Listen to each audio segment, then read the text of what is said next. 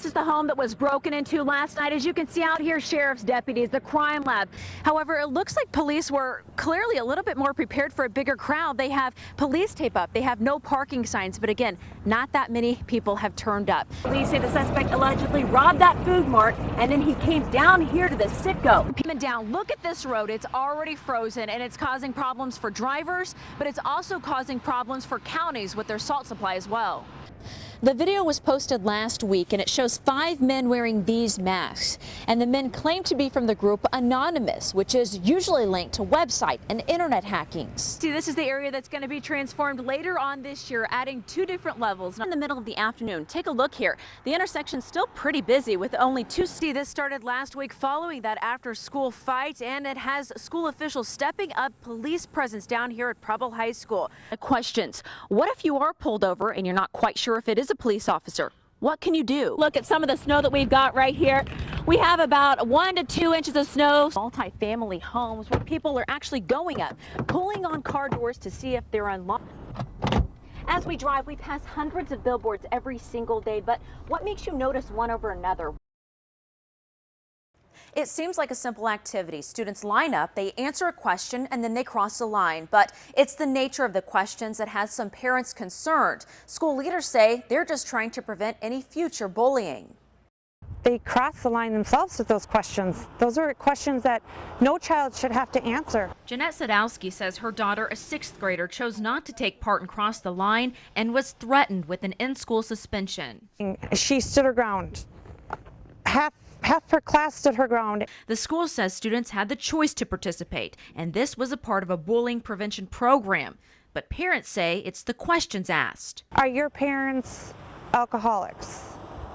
Do your parents do drugs? That makes them uncomfortable. I don't want him to know if so-and-so's parents are in prison or on drugs. I don't feel that that's any of anybody's business. Lori Sonner's son, a 7th grader, did answer. He goes, they asked if my parents are divorced, and I stepped in the line. In a statement, middle school principal Sean Lindbergh says, quote, the intent was to build stronger, more respectful relationships among students. They didn't inform any of us parents whatsoever.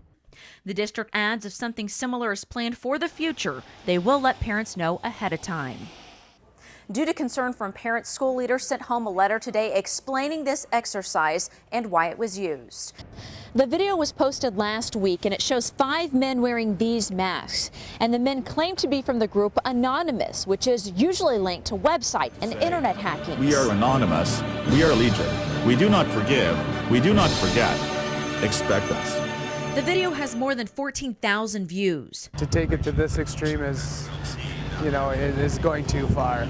In the audio, the group refers to this cell phone video where a Green Bay police officer arrests a man. Some question his use of force.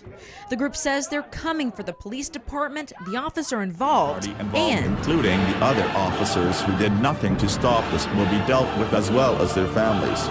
It's wrong to threaten families like that, A Green Bay police captain says they're looking into the video, but they're not sure if it's a legitimate threat. They don't have a central leadership and they're kind of amorphous. And Assistant Professor of Communications at St. Norbert College, Mark Glantz, talks about the group Anonymous in his course.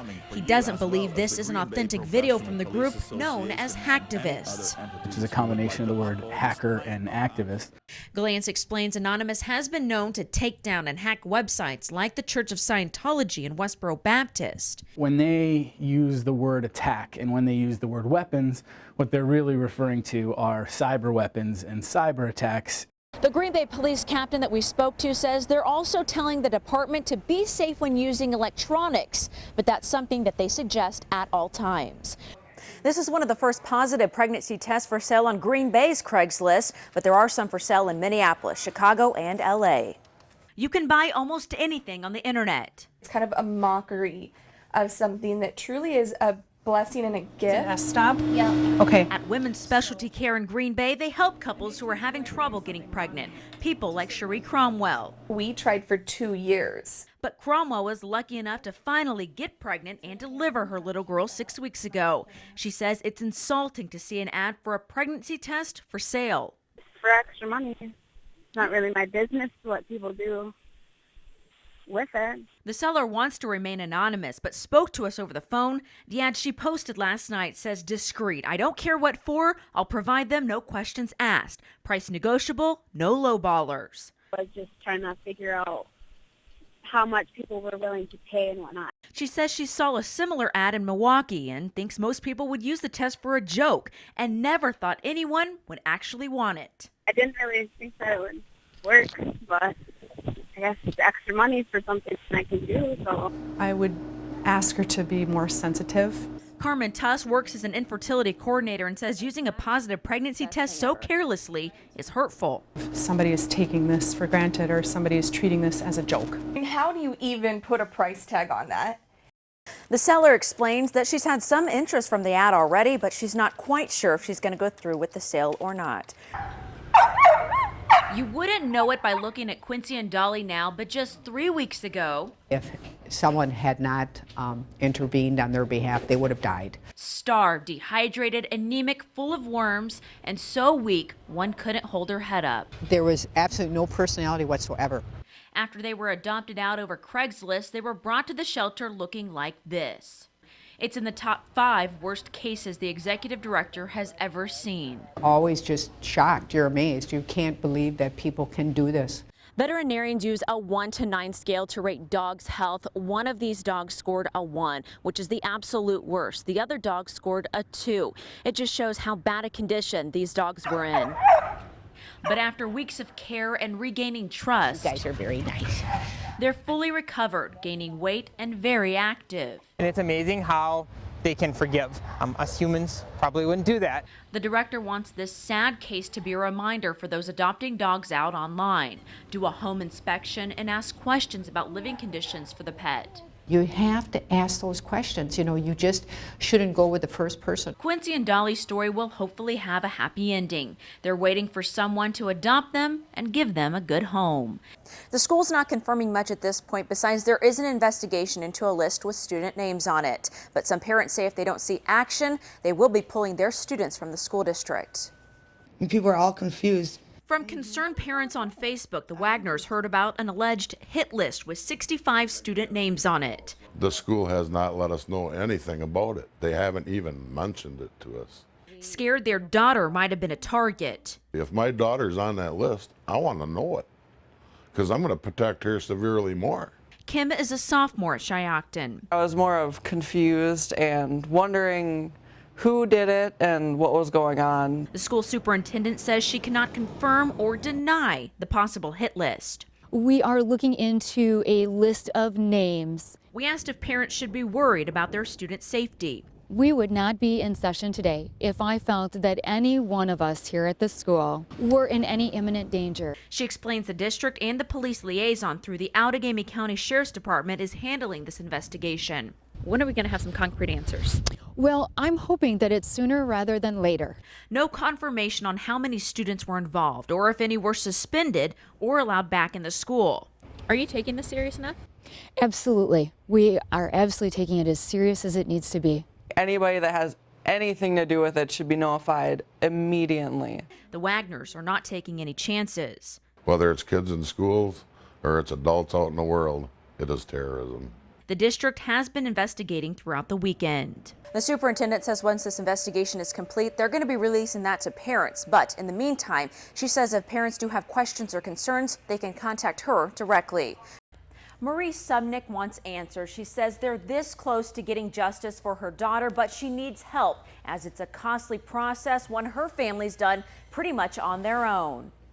For some, running is a metaphor for life, with ups and downs, pushing through when you have nothing left. That's what Marie Subnick knows. A parent can't even imagine that you can't even go there. Her life changed on March 15th, 2010. I still remember the time. It was 10:38. We heard this loud knocking on the door. And their very first words were, "We found your daughter's body." A spring break trip to Miami 21-year-old Julia would never return from. Immediately my heart, started dropping. Her body found in a bed. The UW lacrosse student and aspiring model was staying with a photographer friend and another model. Her family hanging on every word, wondering what could have happened after she returned from a club that night. Julia was not a drinker, and she was not a drug user. After months, investigators finally revealed the cause of death. She had GHB in her bloodstream, extraordinarily high dose, triple what would be considered a lethal dose.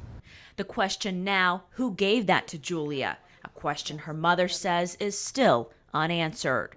Hiring a private investigator to find those responsible. Her life was taken from her, and no one's paid the penalty yet. And our drive is to make sure that those people pay the penalty for what they've done. It's been 3 years, no arrests. Now Marie just returning from a trip to Miami last week, meeting with state prosecutors and NBC Dateline. They had us walk through the places where Julie was at. Retracing her daughter's last night alive, hoping they're inching closer to justice. This weekend, Marie and her friends running in the Door County Half Ironman as a fundraiser so they can continue with private investigators and the search. I'm going to be thinking about Julia the whole time. Using running to show her strength and the drive to never give up hope. Every hill and obstacle I face, I'm going to think of Julia, and I'm going to try to climb that hill, climb that mountain for her. Crossing the finish line with her friends, it's a small step forward. We're going to finish this case and bring Julia the deserved justice, with the end goal in sight. It's unclear exactly when the Dateline special will air on NBC. Marie says once they have full resolution, they will know more, something she says she will never stop working for.